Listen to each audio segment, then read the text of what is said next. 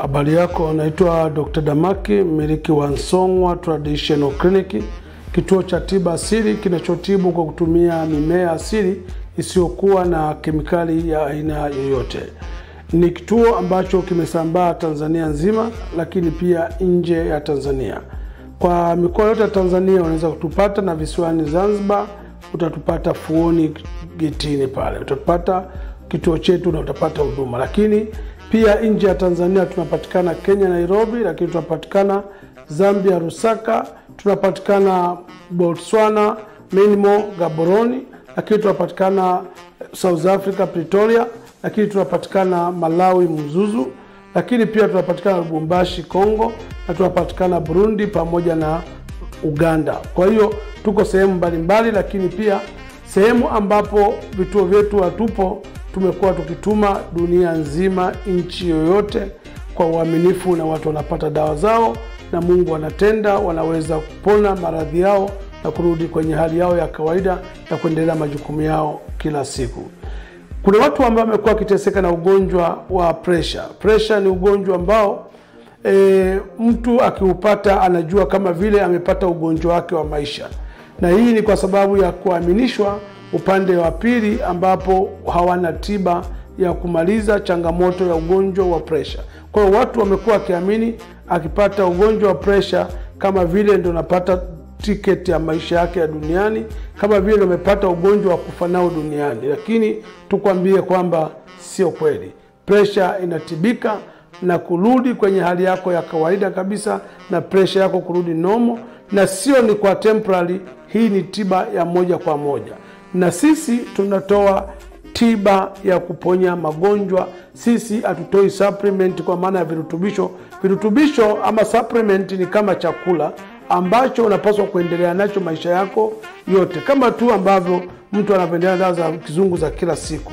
Kwa sababu supplement mara nyingi au virutubisho vinaweza kukusaidia wewe, hasa ukiwa bado hujapata maradhi, ili basi usiweze kupata maradhi. Lakini mara nyingi ni sana mtu ambaye pengine na changamoto ya mifupa kusagika, au mtu mwenye changamoto ya kutokuona vizuri, alafu ukamshauri ale mchicha, au ukamshauri atumie bamia kwa wingi kwamba itaweza kuondoa tatizo ambalo tayari lipo. Ni mara chache sana na sio rahisi. Sana sana itapendeza mtu huyu akitumia supplement au chakula hicho ikiwa hajaumwa, ili asiweze kuumwa. Lakini akiumwa, maana yake inahitajika tiba aweze kupona. Na tiba sisi tunaipatoa Song'wa Traditional Clinic ni dawa tiba, na sio supplement, na sio virutubisho vya kwamba uendelee tu kuwa na unatumia mara kwa mara, sio mwezi, miezi miwili, sio miezi mitatu. Dozi zetu, dozi ya muda mrefu ni ya siku 28. Ndio dozi pekee ya muda mrefu, lakini dozi zetu nyingi ni siku 7, siku 14, siku 21. Ndio dozi yetu kamili. Lakini hatuna dozi ya miezi mitatu, 4, 5, 6, mwaka, sio miaka mingapi. Hiyo ni supplement ambayo sisi hatutoi. Kuna ugonjwa kama pressure, ambapo tunasema kwamba pressure mtu akipata anajua kama vile amepata ugonjwa wa maisha. Hapana. Ugonjwa wa pressure unatibika.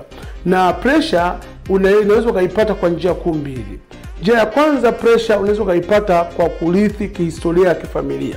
Kama familia imekuwa na changamoto ya historia ya ugonjwa wa pressure, basi unaweza kujikuta kaingia kwenye historia hiyo ya kupata ugonjwa wa pressure, kama kuna historia ya familia ya kupata ugonjwa wa pressure.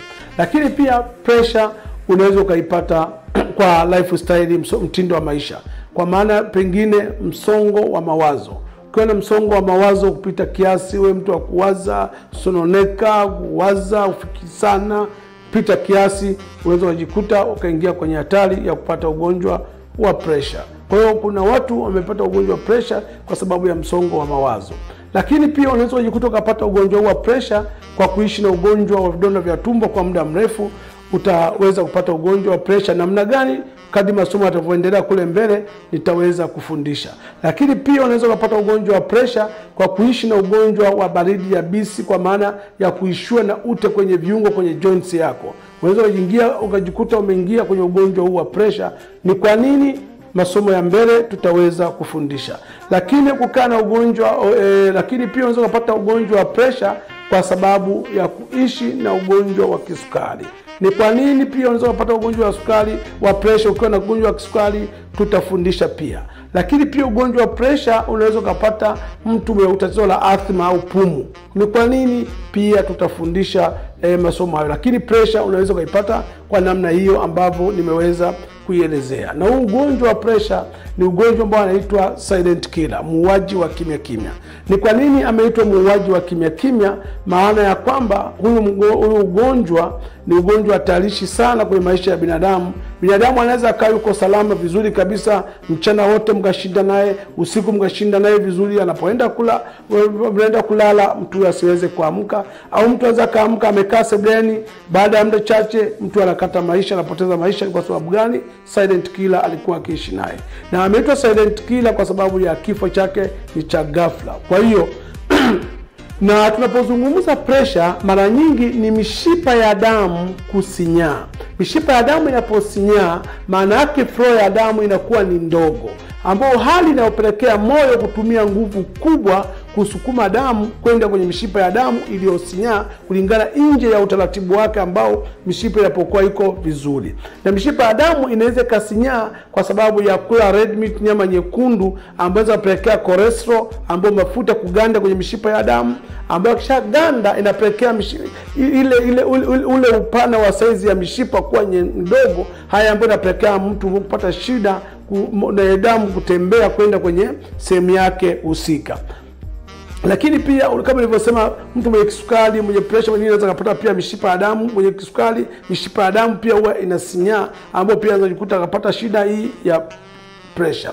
Lakini utajuaje kama mimi niko na dalili za pressure kabla ambapo pengine hujaenda hata kupima?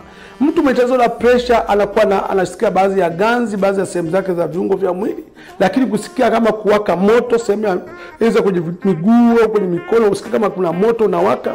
Lakini pia kuhisi kama kuna kitu kama kama kitu kinatikisika ni kinacheza hivi. Yaani flow inapotembea inaweza kusikia kama kitu kinacheza. Lakini wakati mwingine kusikia milio kwenye masikio, kama kengele, mwingine kama redio tafuta mawimbi, yani milio kwenye masikio yako. Unaweza kusikia milio fulani kwenye masikio yako. Hii ni mishipa ya damu imesinyaa, flow ya damu yako inasumbua sana.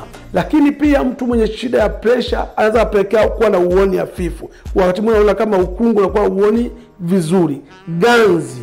Hii yote unaweza kujikuta una dalili zote hizi ambazo unaweza kuhisi kabisa una pressure, na hata ukienda kupima unaonekana hii changamoto ya pressure. Lakini unapokuwa na pressure kuna madhara mengi. Mtu mwenye tatizo la pressure, mishipa ya damu inapokuwa imesinyaa, flow ya damu inakuwa ni ndogo. Na inapokuwa ni ndogo, maana yake kwamba damu inakuwa ifiki ya kutosha kwenye figo. Kwa mtu mwenye pressure ana hatari kubwa sana ya kupata madhara ya figo yake kushindwa kufanya kazi. Lakini pia mtu mwenye pressure anaweza kujikuta akapata athari kubwa ya ini pia, kwa sababu kwa pia damu inakuwa ifiki vizuri. Lakini pia mtu mwenye pressure anaweza kupata changamoto ya moyo kutanuka, au valve kushindwa kufanya kazi vizuri, au zile nguzo zinazoshika moyo kuvimba au kutanuka kwa moyo, kwa sababu moyo unakuwa unatumia nguvu kubwa kusukuma damu kwenda kwenye mzunguko wake kutokana na mishipa ya damu imesinyaa. Lakini mtu anapokaa na ugonjwa wa pressure unaweza kumsababishia stroke, kupooza, kwa sababu ya mishipa ya damu inapokuwa imeziba na moyo unasukuma damu kwa kasi, inakuta mishipa imejam, damu inakuwa ni nyingi. Kwa hiyo mtu anaweza kukuta anaanguka na kupelekea pressure. Hizo mishipa ikapasuka, au wakati mwingine damu inalazimika kurudi kwenye tundu la moyo la kutolea damu ambayo alipokei zaidi ya kutoa. Kwa hiyo inatokea jam pale, mtu anaweza kaanguka na anaweza kujikuta akapata stroke. Lakini mtu mwenye changamoto ya pressure anaweza kujikuta akapata pressure ya macho, kwa maana kushindwa kuona kabisa macho yake. Maana mishipa ya kuja kwenye macho inaziba, inakuwa hamna damu, flow ya damu ambayo inaweza kuja huko kwenye macho na kupelekea wewe uweze kuona. Kwa hiyo na hatari kubwa, pressure inaua ghafla. Hakuna cha kuuma kwamba unaweza kuwa unatembea vizuri, unafanya kazi yako vizuri, ukapeleka ukaota ndoto tu usiku ukakustua, tayari ukahatarisha maisha yako. Lakini pia unaweza kujikuta tu kwamba umekaa sebuleni una mawazo yako ukakatarisha maisha yako. Kwa kama wewe umekuwa ukiishi na silent killer, umekuwa ukiishi na ugonjwa wa pressure, iwe ya kupanda ama ya kushuka, na wakati umeshakata tamaa, umeambiwa hakuna tiba, tukushauri Mungu hajakuacha. Song'wa Traditional Clinic ni taasisi kubwa sana ambayo inatibu tatizo la pressure, kupona kabisa na kurudi kwenye maisha yako. Tunapatikana Tanzania nzima, lakini pia nje ya Tanzania tunapatikana Nairobi, Kenya, tunapatikana Lusaka, Zambia, tunapatikana Botswana, Menmo, Gaborone, lakini pia tunapatikana South Africa, Pretoria, lakini tunapatikana Lubumbashi, Kongo, lakini tunapatikana pia Mzuzu, Malawi. Kwa tunapatikana nchi nyingi, Uganda, Burundi, kote tunapatikana. Lakini pia unaweza kunipigia simu yangu mimi moja kwa moja. Kwa wewe ulioko nje ya Tanzania utaanza na +255, lakini wewe ambao Tanzania unaweza kuanza na 0752629252. Lakini pia unaweza ukatutembelea kwenye mtandao wetu wa kijamii. Instagram utaandika Song'wa Traditional Clinic, lakini Facebook utaandika Damaki Hebo. Lakini kwenye website utaandika www.damakiheboclinic.co.tz.